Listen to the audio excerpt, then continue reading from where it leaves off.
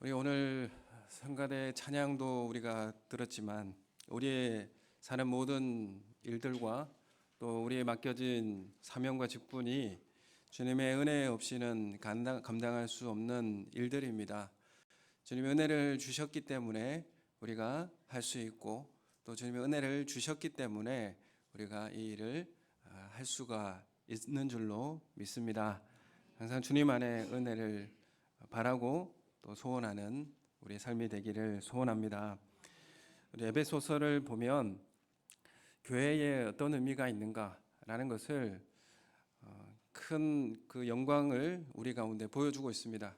우리가 교회를 보면 교회는 왜 이런가, 아니면 교회에 이런 불합리한 것은 왜 있는가, 이런 문제 때문에 우리는 교회가 무슨 필요가 있는가 이런 생각을 하게 되기도 하지만 에베소서는 교회의 영광을 이야기하고 있고 또 만물을 충만케 하는 그 충만을 교회를 통해 사용하시겠다 이렇게 말씀을 하십니다. 그리고 또 교회의 머리는 예수 그리스도이시다라는 것을 분명히 선언해 주고 있습니다. 우리가 이 에베소서를 보면 우리가 구원받았습니다. 구원받았으면 그것으로 끝나는 것이 아니라 나의 구원이 온 우주의 회복을 통하여서 내 구원의 위치가 어디에 있는가. 그래서 구원받아서 우리가 교회의 공동체로 부르셨다라는 것을 1, 2, 3장에 걸쳐서 말씀을 하고 있습니다. 그리고 4장, 5장, 6장은 그러면 구원받은 성도는 어떻게 살아야 할 것인가에 대한 실제적인 삶을 요청하고 있습니다. 교회적 삶을 어떻게 살아야 할 것인가, 그리고 교회가 세상에서 어떠한 삶을 살아야 할 것인가, 끝으로 6장에 가면 영적 전쟁을 수행할 영적 군사가 되라라는 것을 요구하고 있는 것이죠. 그래서 우리가 교회의 일원과 또 구성원 또 직분자로서 어떠한 삶을 살아야 할 것인가를 에베소서는 우리에게 강력하게 말씀해 주고 있는 것입니다. 우리 4장 2절의 말씀 우리 함께 한 목소리로 같이 읽겠습니다. 시작. 모든 겸손과 온유로 하고 오래 참음으로 사랑 가운데 서로 용납하고, 이렇게 말씀합니다.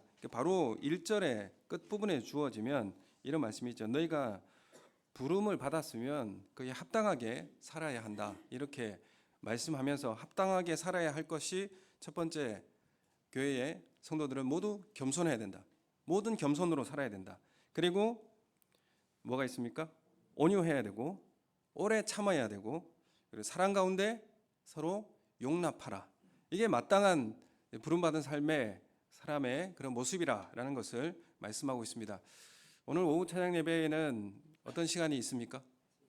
재직 세미나가 있습니다. 기억하시는 것이죠. 오늘 재직 세미나를 통해서 직분을 의미를 이야기하고 교회를 어떤 것을 교회를 의미하는가에 대해서 한번 같이 좀 시간을 나누는 시간 갖기를 원합니다. 우리가 직분을 가졌다라고 하는 것은 겸손함이 필요하다는 것을 의미합니다. 왜냐하면 나에게 능력이 있어서 이 직무를 감당하는 게 아니기 때문에 우리는 겸손하게 해야 된다. 그것은 나에게 틀릴 수 있다라는 것을 인정해야 되는 것입니다. 내가 틀릴 수도 있다. 내가 오류가 있을 수도 있다. 그게 바로 겸손함이죠. 그런 모습으로 서로를 대하고 교회 가운데 행해야 될 것을 말씀합니다. 그래서 우리가 겸손함으로 모든 겸손으로 행하라, 이렇게 첫 번째 우리에게 말씀하고 있죠. 우리가 피조물입니다. 우리가 만들어졌고 주님의 뜻대로 창조되었다. 피조물이라고 하는 것은 어떤 의미입니까? 우리가 창조주 하나님이 계시다라는 의식을 하고 하나님을 의지하고 살아가야 하는 이런 삶을 살아야 한다는 것이죠.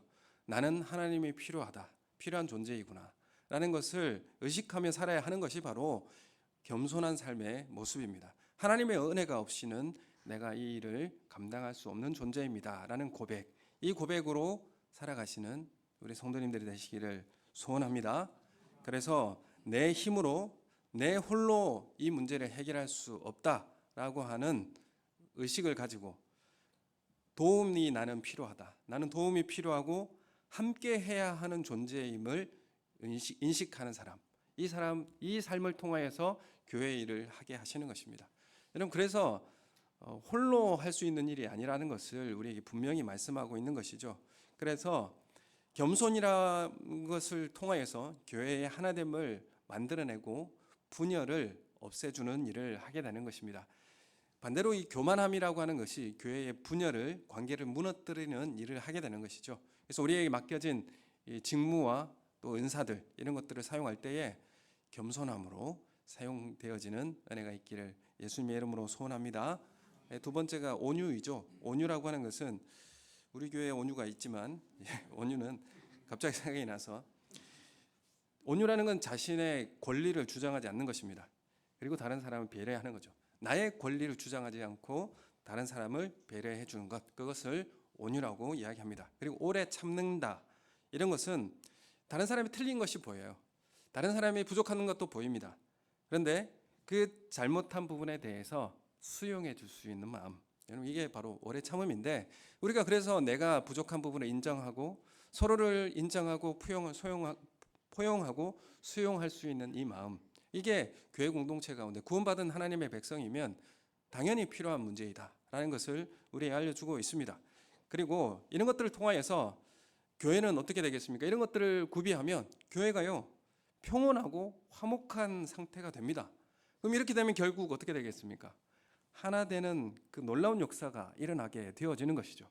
여러분, 그래서 3절에 이어지는 말씀이 바로 그 말입니다. 3절 말씀 같이 읽겠습니다. 평안에 매는 줄로 성령이 하나 되게 하신 것을 힘써 지키라, 이렇게 말씀하죠. 그래서 이런 것들이 평안이 우리 가운데 거하게 되니까 하나 되는 놀라운 역사가 자연스럽게 일어나게 되고요. 그래서 우리에게 하나 되기를 힘써라, 이렇게 말씀하고 있는데, 우리가 하나가 아니기 때문에 하나 되기를 그렇게 노력하라, 이런 의미가 아닙니다. 이미 우리는 하나입니다.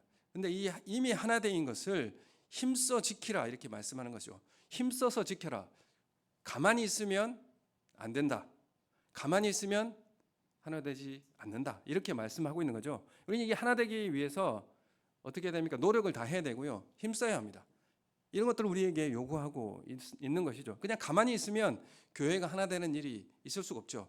하나 되는 일, 이미 하나인데 그 하나 되는 일에 힘써서 지키라, 이렇게 말씀을 하고 있습니다. 이 구원받은 하나님의 백성들, 하나됨을 위해서 힘써 지키는데 겸손, 그리고 온유함, 오래 참음, 사랑으로 포용하는 것, 이런 것들 필요하다는 것을 우리에게 말씀하고 있는 것입니다. 그래서 우리가 교회의 하나됨을 위해서 우리에게 주신 은사들이 있습니다. 이를 위해서 어떤 직무를 주고 직분을 맡겼는데, 오늘 7장의 7절의 말씀을 우리 함께 같이 한 목소리로 읽겠습니다. 시작. 우리 각 사람에게 그리스도의 선물의 분량대로 은혜를 주셨나니. 아멘. 우리 교회의 하나됨, 이 일을 위해서 직분을 맡겼고 거기에 은사를 주셨다라는 것이죠. 은사라고 하는 것은 어떤 의미냐면 선물의 그런 의미입니다. 내가 어떤 원인이 없는데 나에게 주어지는 선물, 거저 주시는 은혜, 그것을 은사라고 합니다. 그래서 우리 교회가 하나됨, 이 일을, 그리고 하나님의 교회를 통하여서 하고 싶은 일을 위해서 우리에게 은사를 주신다, 이렇게 말씀하시죠. 7절 우리 말씀을 읽었지만 어떻게 주시느냐, 이 선물을 어떻게 주시느냐 하면 분량대로 주신다, 이렇게 말씀합니다. 각 사람의 분량대로. 이 분량대로라고 하면 뭘까요? 분량대로라고 하는 것은 각 사람을 하나님께서 측정해서 그 사람에 맞게끔 선물을 주시겠다, 이렇게 말씀하시는 거죠. 선물을 각 사람을 측정해서 그 사람이 감당할 수 있을 만한 큼의 은사를 주신다, 선물을 은사로 주셨다, 이렇게 말씀하고 있는 것입니다. 그래서 우리 로마서에서도 또 고린도전서에도 보면 여러 가지 은사 직분들이 있습니다. 로마서에 잠깐 제가 말씀드리면 주신 은혜대로 받은 은사가 각각 다르니, 어떤 사람 예언하는 사람, 어떤 사람은 섬기는 사람, 어떤 사람 가르치는 사람, 어떤 사람 위로하는 사람, 어떤 사람 구제하는 일을 성실하게 하는 사람, 어떤 사람 다스리는 사람, 어떤 사람은 긍휼을 베푸는 사람, 이런 사람들이 있다라고 소개하고 있고, 고린도전서에도 보면 교회에 지혜의 말씀을 전하고 또 믿음이 강한 사람이 있고, 병을 고치는 은사도 있고, 능력을 행하는 사람도 있고, 예언하는 사람도 있고, 영들을 분별하는 사람도 있고, 각종 방언을 말하는 사람도 있고, 그 방언을 통역해 주는 사람도 있고, 여러 가지 은사를 각 사람의 분량에 맞도록 측정하여서 선물로 주셨다, 이렇게 말씀하고 있는 것입니다. 그래서 이 선물로 주셨다. 왜 선물로 주셨다? 선물을 주신 이유가 무엇일까라는 것을 오늘 바울 사도를 통해서 말씀을 통해서 보면 8절 말씀에 우리 함께 같이 읽겠습니다. 시작. 그러므로 이르기를 위로 올라가실 때에 사로잡혔던 자들을 사로잡으시고 그 사람들에게 선물을 주셨다 하였도다. 아멘. 이 말씀에 보면 이렇게 좀 성경책에 이렇게 좀 들어가서 인용하는 말씀도 돼 있잖아요. 이거는 시편의 말씀을 인용한 겁니다. 거기 기역자로 돼 있죠. 색인을 밑에 내려가 보시면 기역으로 돼 있는 성경 밑에 보면 어떤 말씀을 인용했다고 나오고 있습니까? 시편 68편 말씀을 인용하고 있어요. 근데 지금 오늘 8절 말씀에 보면 사로잡으시고 올라가실 때 사로잡으시고 사람들에게 이 선물을 주셨다, 나누어 주셨다 이렇게 말씀을 하고 있어요. 올라가신 분, 승천하신 분이 누구시죠? 마리아가 승천한 건 아니죠. 천주교에서 마리아가 승천했다고 하는데 예수님께 승천하셨습니다. 승천하시면서 이 선물, 이 앞서서 선물을 뭐라고 했습니까? 은사를 각 사람에 따라 선물로 나누어 주셨다 이렇게 말씀을 하고 있어요. 근데 실제로 시편 68편, 18편을 제가 읽어드리면 주께서 높은 곳으로 오르시며 사로잡은 자들을 취하시고 선물들을 사람에게서 받으시고 반역자들로부터 받으시고 이렇게 말씀합니다. 그래서 오르신 하나님께서 선물을 사람들에게 받으셨다 이렇게 말씀하고 있는데 시편에는 오늘 말씀에는 선물을 나누어 주셨다 이렇게 바울은 다르게 해석을 해주고 있습니다. 이게 어떤 의미냐면 이스라엘 백성들이 구약에서는 출애굽할 때 이스라엘이 애굽에서 출애굽할 때 출애굽이라고 하는 것이 애굽을 승리한 사건입니다. 애굽을 이겼던 사건이죠. 그 이겼던 사건을 통해서 승리를 통해서 뭘 받았습니까? 전리품을 다 받아 나왔죠. 금이나 보석들 이런 전리품을 다 받아 나와서 광야에서 그 재료로 뭘 만들었죠? 성막을 만들었잖아요.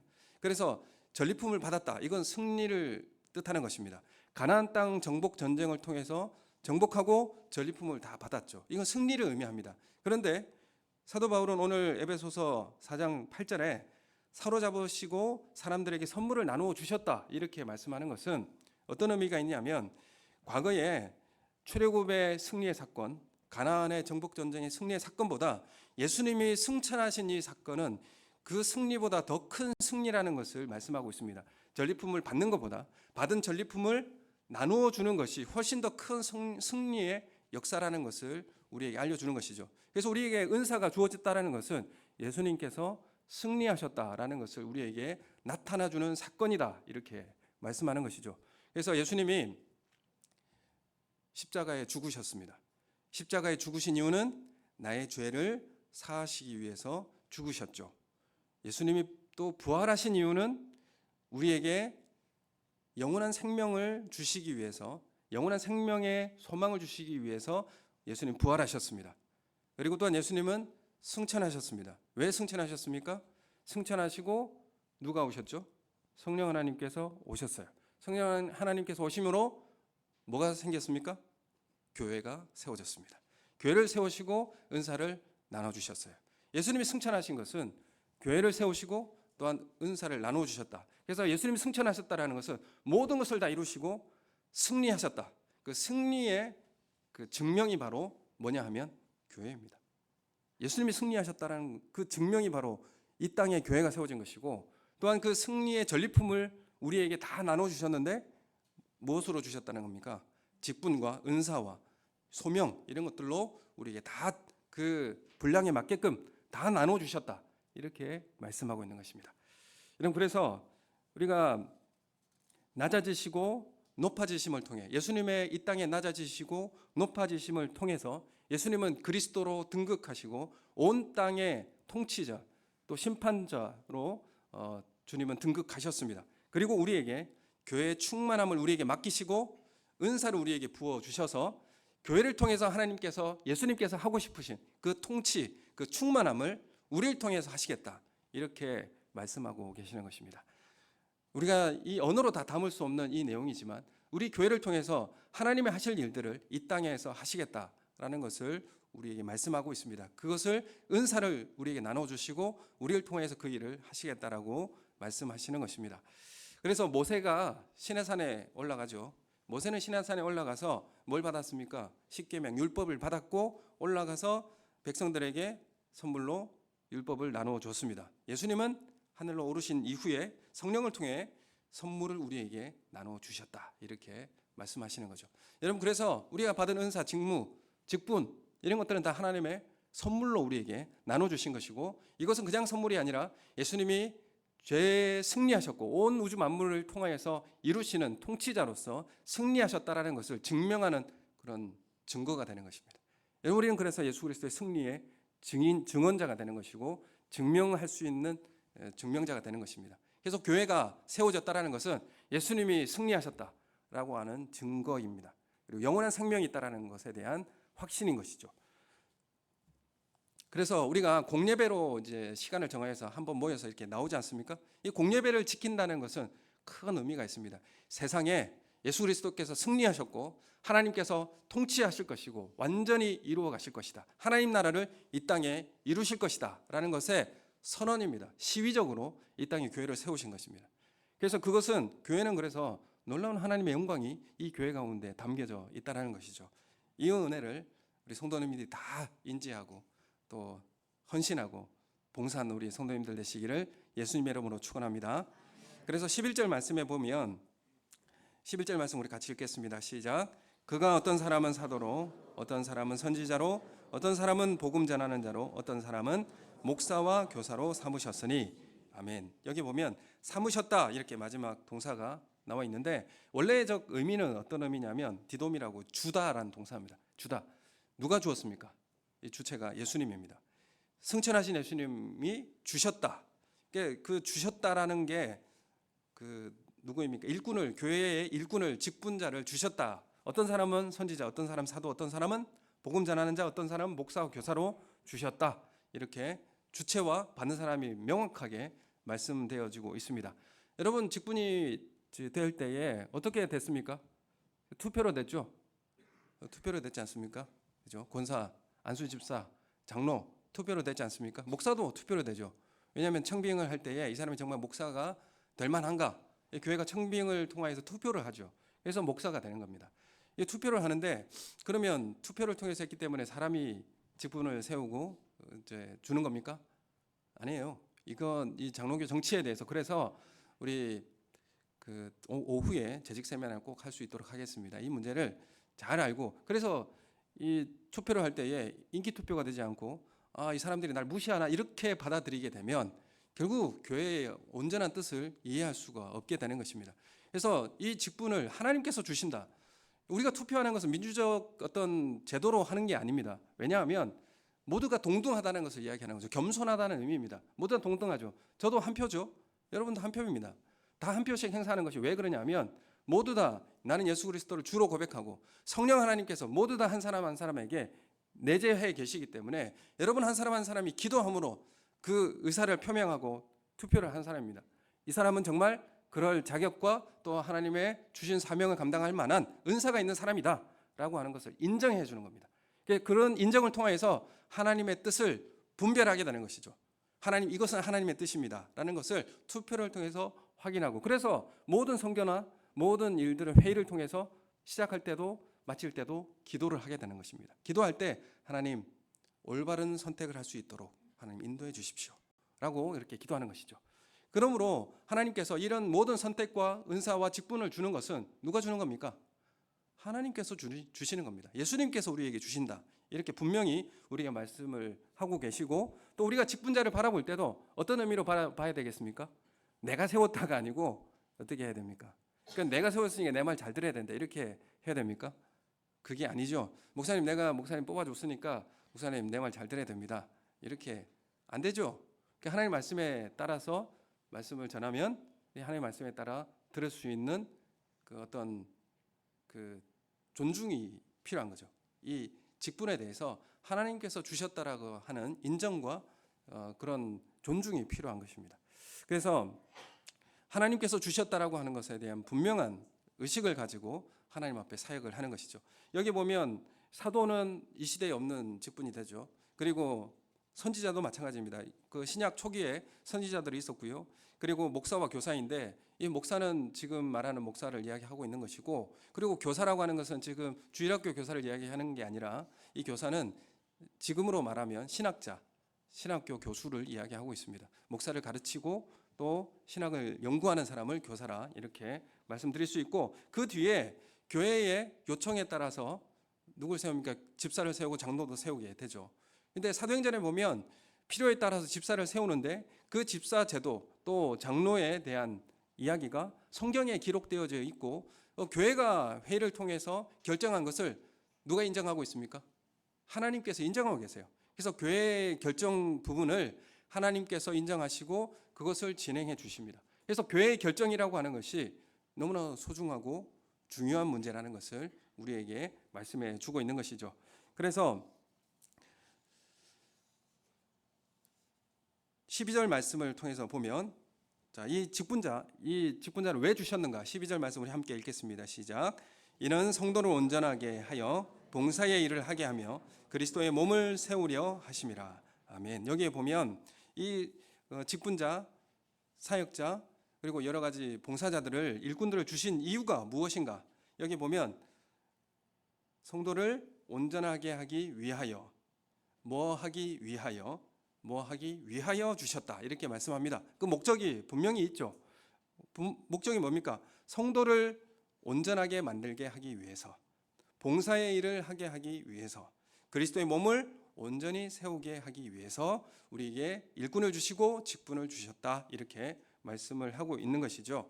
그래서 이 목적이 분명하게 우리에게 정해져 있습니다. 우리에게 선물 주신 은사, 이 직분들을 통하여서 무엇을 위해서 사용해야 될 것인가가 분명하게 우리에게 명시되고 있죠. 그래서 성도를 완전하다라는 그런 의미인데, 완전하게끔 하기 위해서 부족한 부분을 내가 채우고 필요를 채우는 그런 일들을 하기 위해서 우리에게 은사와 직분을 주셨다 이렇게 말씀합니다. 또 봉사라는 말은 어떤 의미냐면, 이 봉사라는 원래 의미가 식탁에서 식사를 할 때에 시중 드는 일을 의미합니다. 봉사는 그래서 식탁의 봉사를 의미하고 있는데, 식사를 할 때 여러 가지 필요하죠. 숟가락도 놔야 되고 음식도 해야 되고 또 물도 가져다 줘야 되고 치워야 되고, 이런 여러 가지 시중 드는 일, 이게 봉사입니다.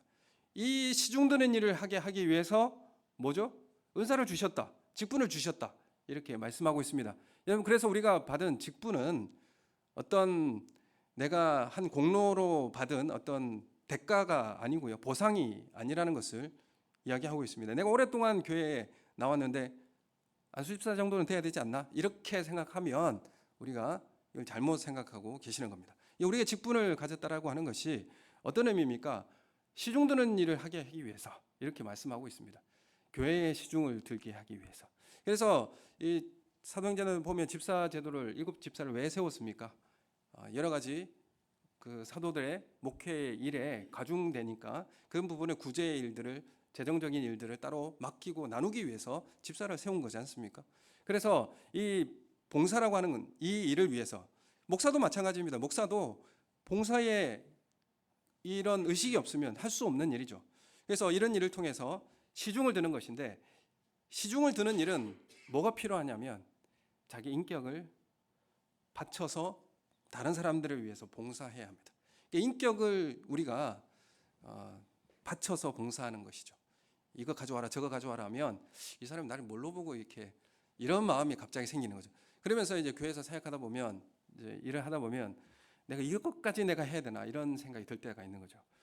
내가 이렇게까지 해야 되나 이런 생각을 할 때가 있는데, 바로 이게 내가 인격을 다 바쳐 다른 사람을 위해서 봉사하는 것입니다. 여러분, 이것을 위해서 우리에게 은사를 선물로 주셨다 이렇게 말씀합니다.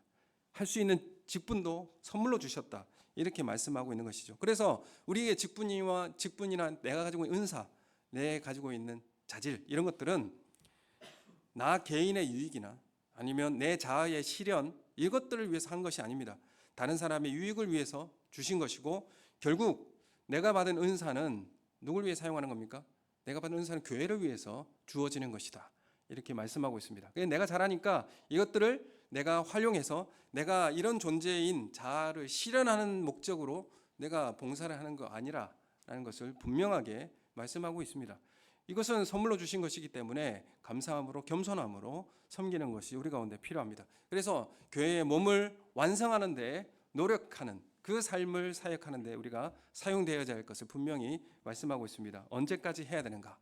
언제까지 해야 되는가라고 하면 그 목표를 13절에 말씀을 하고 있습니다. 우리 함께 읽겠습니다. 시작. 우리가 다 하나님의 아들을 믿는 것과 아는 일에 하나가 되어 온전한 사람을 이루어 그리스도의 장성한 분량이 충만한 데까지 이르리니. 아멘. 여기까지입니다. 모든 사람이 성장의 목표를 예수 그리스도를 다 바로 알고 범사의 주님만큼 자라가는 것을 우리의 신앙의 목표로 삼는 것입니다. 모든 사람이 이 교회 안에 예수 그리스도 안에서 자라가는 그 목표를 저만 자라서 될 문제가 아니라 여러분 한 사람 한 사람이 다 골고루 성장해야 우리 교회 모두가 신앙으로 성장하게 되는 것이죠. 이 일을 위해서 각자 헌신하고 봉사하는 것입니다. 그래서 한 사람 한 사람이 영적으로 성장하지 않으면 여러분 교회 전체가 성장할 수 없습니다. 어떤 한 사람만 성장한다고 그 교회가 성장합니까? 그렇지 않죠. 모든 성도님들이 함께 성장하는 것입니다. 그래서 우리가 교회법을 잘 알아야 되고요. 교회 정치도 잘 알아야 됩니다. 내 직무가 왜 나에게 주어졌는지도 배우고 항상 공부해야 됩니다. 장로교 정치는요. 이렇게 돼 있어요. 그냥 그 로마 교회 카톨릭 같은 경우는 그냥 오는 대로 따라하고 그냥 하면 돼요. 아무 생각 없이 하면 됩니다. 하라는 대로 시킨 대로 하면 돼요. 근데 교회 기독교 장로교 교회 성도들은 어떻게 되냐면 열심히 공부해야 됩니다. 열심히 공부해야 되고 고민해야 되고요. 성경을 읽어야 됩니다. 로마 카톨릭은 성경을 읽으라고 그런 것들 주어지지 않습니다. 우리는 성경을 내가 받아서 읽고 묵상하고 하나님 앞에 열심히 기도하고 내가 받은 은혜가 무엇인지를 깊이 생각하고 공부해야 됩니다. 목사는 더 많이 공부해야 되죠. 이런 것들이 장로교 교인들의 개혁교회가 이런 일들을 우리에게 맡겨져 있습니다. 왜 우리에게 이런 것들을 주어지게 됐는지, 왜 이것이 성경적인 예수 그리스도의 통치와 다스림인지를 오늘 오후 시간에 좀 기대하시면서 좀 참여했으면 좋겠습니다. 이게 많이 참석하지 않을 것 같은 그 두려움에 이야기하는 건 아니에요. 하여튼 뭐 강조하기 위해서 하는 겁니다. 좀 준비하느라 좀 고민을 좀 많이 했어요. 여기까지 내가 이야기를 해야 되나?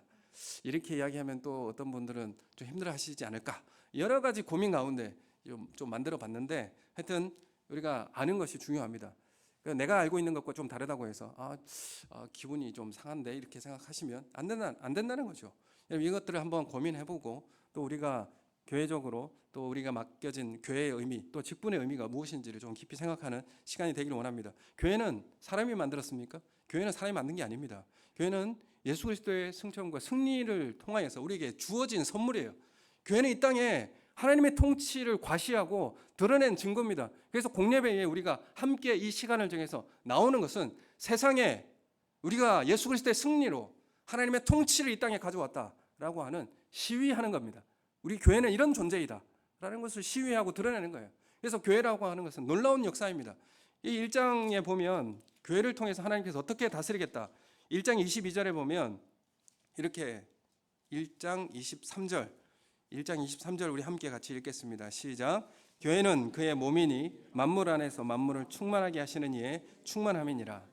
이 말씀에 대해서 갑자기 이해가 잘 들어오지 않는데 이 충만함, 하나님은 온 우주 만물에 충만하시잖아요. 다스리시고 통치하시고 하나님의 섭리와 충만함이 없이는 생명이 유지되거나 아니면 지구가 질서 있게 자전하고 공전하고 온 우주가 질서 있게 다스림을 받고 충만한 것은 하나님의 통치와 다스림이 이 땅에 충만하기 때문에 한치의 변함 없이 이것들이 아침에 해가 뜨고 지고 하는 이들이 반복적으로 유지되는 것입니다. 이 충만함이 누구를 통하여서 충만하게 하시겠다. 이 충만함을 누구를 통해서 충만하게 하시겠다. 교회를 통해서 하시겠다 이렇게 말씀하는 거예요. 하나님께서 온 우주 만물을 통치하시고 충만케 하시는데 이 충만함을 누구를 통해 하시겠다고요? 교회를 통해서 하시겠다 이렇게 말씀합니다. 교회를 통해서 바로잡으실 것이고 교회를 통해서 진리를 세우실 것이고요. 교회를 통해서 하나님 나라의 통치를 만들어 가시겠다. 여러분 우리 헌법에 있는 그 국민이 그 사람의 인간의 그 존엄함이 어디서 나오는 겁니까? 사람이 그 하나의 뭐 유기체 아메바에서 이렇게 진화돼서 나오면 동물 원숭이에서 진화가 되면 사람이 그 동물 아닙니까? 왜 사람이 존엄하고 이렇게 중요합니까? 그것은 하나님의 형상에 따라 창조되었기 때문입니다. 이건 성경에서 나오는 진리입니다. 성경이 우리는 존엄한 존재라는 것을 알려주기 때문에 세상이 그것을 깨닫고 이렇게 헌법에 적용하는 거예요. 그게 어디서 출처했는지 세상 사람 잘 모르죠. 여러분, 죄가 무엇인지를 어디서 가르쳐 줍니까? 성경에서 이건 죄라는 것을 분명하게 가르쳐 줍니다. 결혼과는 한 남자와 한 여자가 결혼하는 것이라고 어디서 가르쳐 줍니까? 성경이 가르쳐 주는 겁니다. 세상에 부족하고 온전하지 못한 것을 누굴 통해서 바로잡고 세우시겠다고? 교회를 통해서 세우시는 겁니다. 여러분, 그래서 우리가 교회에 세워진 목적, 만물을 충만케 하시는 이의 충만이라 이렇게 말씀하시는 것이죠. 그래서 예수 그리스도 만물에 충만합니다. 교회를 통해서 이 충만하시기로 작정하셨고, 이 교회를 통해서 일하시는데 그 안에 누구를 세우십니까? 사람을 세우시는 거죠. 사람을 세우고 은사와 직분을 교회를 위해서 주셨다 이렇게 말씀합니다. 이 큰 틀에서는 우주 만물에 하나님의 통치와 다스림이 드러날 수 있도록 우리에게 교회를 주셨고, 교회의 그 한 사람에게 직분을 주셨다, 은사를 선물로 주셨다 이렇게 말씀하고 있는 것입니다. 그래서 우리가 직분이라고 하는 것이, 은사를 내가 가지고 있다는 것이 내 개인의 유익과 자랑을 위해서 주는 것이 아닙니다. 선물이기 때문에 대가 없이 우리에게 받은 것입니다. 그래서 은사는 값없이 교회를 위해서 봉사하고 헌신하는 것입니다. 여러분, 그래서 직분이라고 하는 것이, 우리가 어떤 사명이라고 하는 것이 하나님의 은혜가 없이는 할 수 없어요. 어떻게 하나님의 은혜 없이 이 일을 할 수가 있습니까? 하나님의 은혜 없이는 이게 할 수 없는 일입니다. 그래서 주님 앞에 기도하러 나오셔야 되고, 또 예배의 자리에 나오셔서 그 힘을 공급받으셔야 되고, 함께 말씀을 나누면서 그 은혜를 공급받아야 이 일을 할 수가 있습니다. 그런데도 안 나오시겠습니까? 나오셔야죠. 그래서 하나님 은혜에 공급받아서 그 일을 감당하셔야 하는 것입니다. 여러분, 개인의 유익과 자랑을 위해서 주는 것이 절대 아닙니다. 그래서 교회는 우리가 받은 직무와 은사대로 교회의 하나됨과 연합을 위해서 힘써야 합니다. 이것이 그냥 되는 게 아니라는 것이기 때문에 그렇습니다. 그냥 가만히 있으면 되는 문제가 아니에요. 우리가 힘써서 이것을 해야 하나 되는 일을 할 수 있습니다. 여러분, 우리 소그룹을 통해서 여러분 한 주간 동안에 저 목사도 나오지 않는 성도들에게 한 번씩 몸이 아프신 분이나 어려우신 분들에게 신방하고 전화로 할 수 있어요. 여러분들도 성도들 중에 교회 좀 안 나오시고 아니면 좀 시험을 들은 것 같은 성도들에게 여러분 전화하셔야 됩니다. 신방하시고요.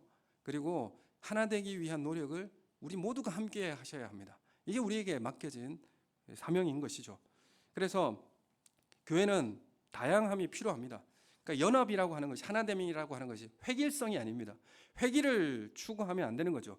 다양함 가운데 모든 것을 수용하고 포용할 때에 교회의 풍성함이 우리 가운데 나타나게 되는 것이죠. 그래서 우리 직분이라고 하는 것이 내 개인의 명예나 유익이나 아니면 훈장이 아니다.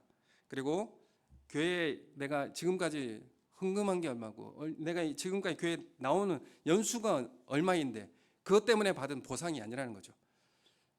교회의 하나됨과 성장을 위해서 우리에게 주셨고, 이 교회의 사명을 위해서 우리에게 주셨다라는 것을 매번 들어야 됩니다. 사실 이게 한 번 들어가지고 또 잊어버려요.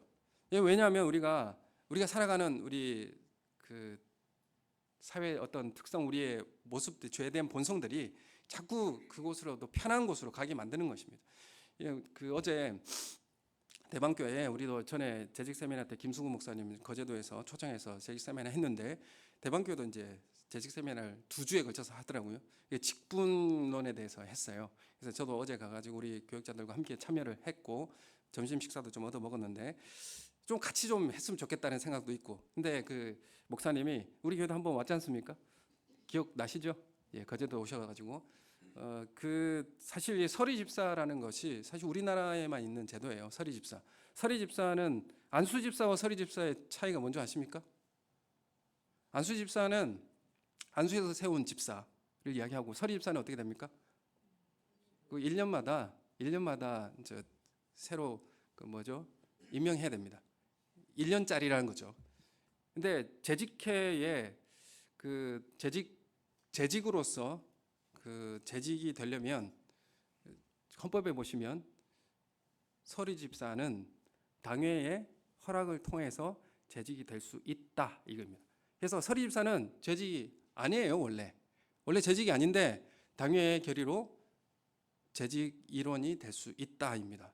근데 그 영북교회 우리 김수홍 목사님이 교회에 이제 교인들이 모르는 교인들이 이제 나오기 시작했어요. 한 가정이 나오기 시작했는데, 예전에 신앙을 가지고 교회 나와서 계속 신앙생활 하는데 가만히 보니까 그 서리 집사도 이렇게 임명하고 했는데 헌금 생활도 안 하고 봉사도 안 하는 거예요.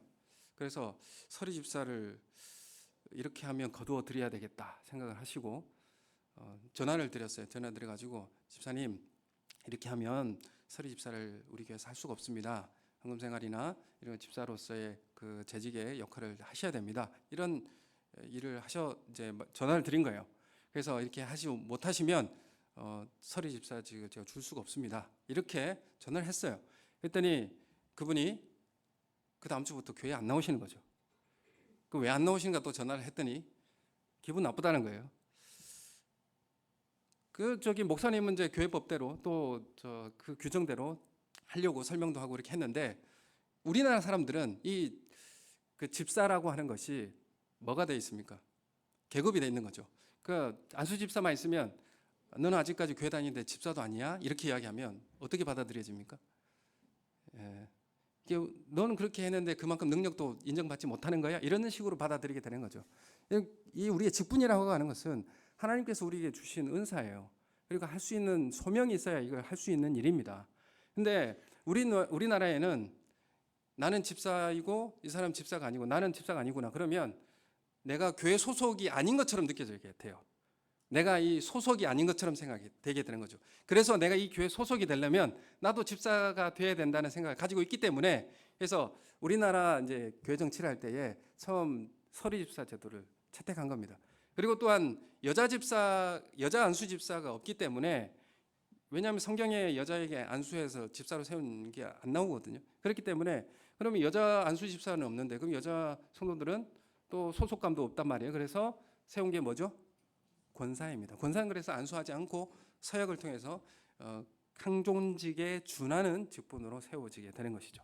이 교회가 결정하는 일들입니다. 그래서 우리나라 사람들은 내가 어디에 소속되지 않으면 나는 이 이론이 아닌가 보구나라는 생각을 가지고 되고 그 소속에서 빠져 있으면 나보고 나가라는 소리구나 이런 생각으로 받아들인다는 거죠. 그런 의미가 아니라는 것을 분명히 말씀을 드리고 하지만 이것을 제가 매년 그 갱신해 가지고 우리 집사님은 열심히 안 했으니까 내년에는 서리 집사에서 자르겠습니다. 그러면 어떤 일이 일어날까요? 네, 뭐 그렇습니다. 그래서 우리가 그 직분이라고 하는 것을 볼 때에 하나님 주신 은혜 가운데 할 수 있는 일들 그리고 교회 하나됨과 또 교회의 사명을 위하여서 우리에게 허락하셨다라는 것을 인식하지 않으면 시험에 빠질 수 있습니다. 그리고 그 집사님, 그 안수 집사님에게 이렇게 이야기할 수도 있는 거죠. 오랫동안 교회 다녔는데 다른 사람들이 아니 안수 집사를 그렇게 오래 했는데 아직 장로가 안 됐어? 이렇게 이야기하면 딱 계급적으로 이야기하는 거예요. 거기에 맞는 은사를 받고 그 은사에 따라서 그 일을 하는 겁니다. 그래서 이 소명이라고 하는 것이 있어야 이 직분을 감당할 수 있는 거거든요. 목사가 아무나 할 수 있는 겁니까? 그렇다고 뭐 제가 목사를 지위를 높이는 게 아니에요. 소명과 은사가 있어야 할 수 있다라는 거죠. 그래서 소명이라고 하는 것은 내가 여기에 부름이 있다라는 것은 어떻게 확인할 수 있습니까?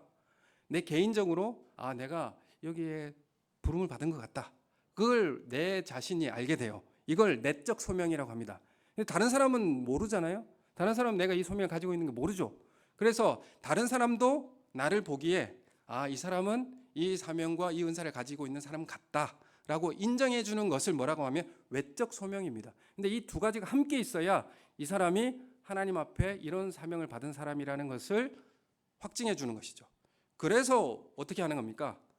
투표하는 거예요. 그래서 투표하는 거 이 사람을 보니까 이 사람이 하나님 앞에 이런 은사를 받은 사람 같습니다. 이 자질과 이 삶을 보면 이 사람이 이 일을 할 수 있을 만큼의 사람이라는 것을 내가 확증합니다. 라는 것을 뭘로 합니까? 투표를 하는 거예요. 그래서 내적 소명, 외적 소명 이것이 다 함께 주어져서 교회가 이 사람이 하나님으로 받은 직분자라는 것을 확증하는 겁니다. 그래서 서역하고 안수해서 일하게 하는 거죠. 이런 일을 통해서 교회가 직분자를 세우게 되는데 결국 그래서 직분은 누가 주시는 거예요? 하나님이 주시는 겁니다. 하나님 주신 것으로 은혜 가운데서 이 직분을 잘 감당하는 거예요. 집사는 집사대로, 장로는 장로대로, 권사는 권사대로, 내가 맡겨진 사명은 사명대로 이것을 충실하게 감당하는 것이 우리가 하나님 앞에서 은혜 받은 자로 또 교회 사명 감당하는 자가 되는 것입니다. 여러분 우리 교회에 이런 일들을 통해서 풍성하게 드러나는 우리 교회가 되길 원합니다. 그래서 교회법을 아는 만큼 우리가 얼만큼 내 직무와 내 사명을 잘 이해하고 감당할 수 있게 되는 것이죠. 그래서 우리 교회가 얼마나 거대하고 얼마나 풍성하고 대단한 일에 우리가 초대받고 있는지를 우리는 말씀을 통해서 확인하게 됩니다. 그러면 우리 안에 인내는 더 커질 수 있습니다. 오래 참을 수도 있고요. 그리고 포용할 수 있습니다. 그래서 주님의 은혜를 사모하시고 우리 직무를 잘 감당할 수 있는 우리 성도님들 되시길 예수님의 이름으로 축원합니다. 우리 함께 같이 기도하겠습니다.